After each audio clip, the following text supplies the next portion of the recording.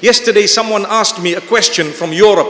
The question was, if Allah knew that we are going to heaven and hell, and if Allah has determined the whole future, why did He make us? Why didn't He just put us where we were belonging in the first place? So I told him, I said, when you have a court case, is it fair for the judge to just say, right, I'm jailing you, without proving you or to you the evidence? You did this, you did that, you did this. Look at what you did. The evidence is against you. You now deserve this.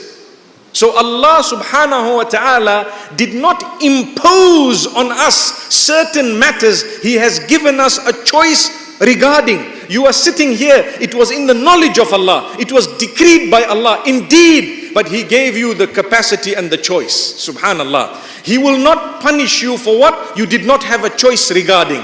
If something happened beyond your choice, say for example, something disastrous happened, you were driving according to the speed limits and suddenly someone decided to break the limits, or they made a mistake, they bumped into you and you were injured. You are not going to be asked, why were you injured? That man is going to be asked, why were you driving recklessly?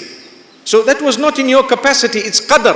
Taqdeer meaning it is destiny. It was destined that I was going to go through this. Indeed, I had no role to play. Allah will not question me where I didn't have a choice. But where Allah's given you a choice, you chose. Allah holds you responsible. That does not mean He doesn't know what was going to happen. This is why when we talk about the knowledge of Allah subhanahu wa ta'ala, many of you would obviously know, I'm just repeating it, the knowledge of Allah encompasses many aspects to show the greatness of Allah. يَعْلَمُ مَا كَانَ وَمَا يَكُونُ وَمَا لَمْ يَكُنْ إِذَا كَانَ كَيْفَ يَكُونُ. Allah knows the past.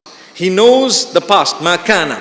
يَكُونُ is mudari'. In the Arabic language, it is present and future. So Allah knows the past, He knows the present, and He knows the future.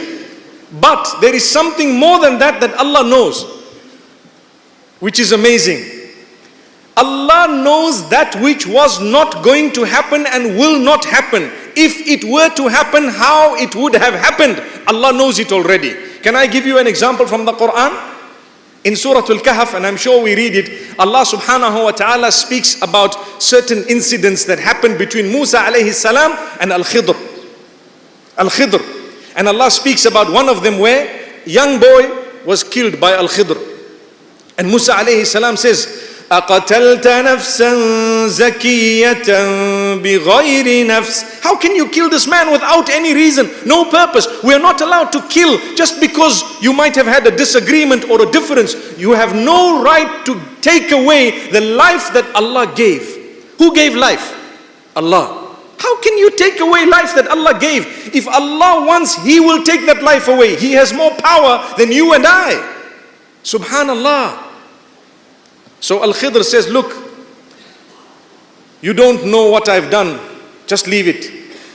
It was from Allah, inspired. Subhanallah. And then he explains that had this child grown older, he would have been a source of misfortune for his parents and a source of sadness, a source of perhaps harm to his parents.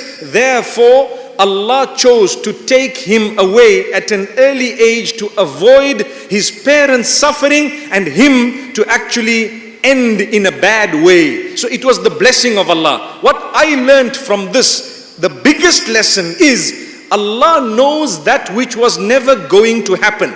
Because Allah knew that this child is going to go now. But Allah knew if we gave him life, which we were not going to do anyway, but if we did it, he would have turned out to be X, Y, and Z.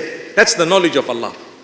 So if you did not come here today, where you would have been, Allah knows. But Allah also knew that you were going to come here. It is so amazing that sometimes it confuses the mind. You need to sit and think about it.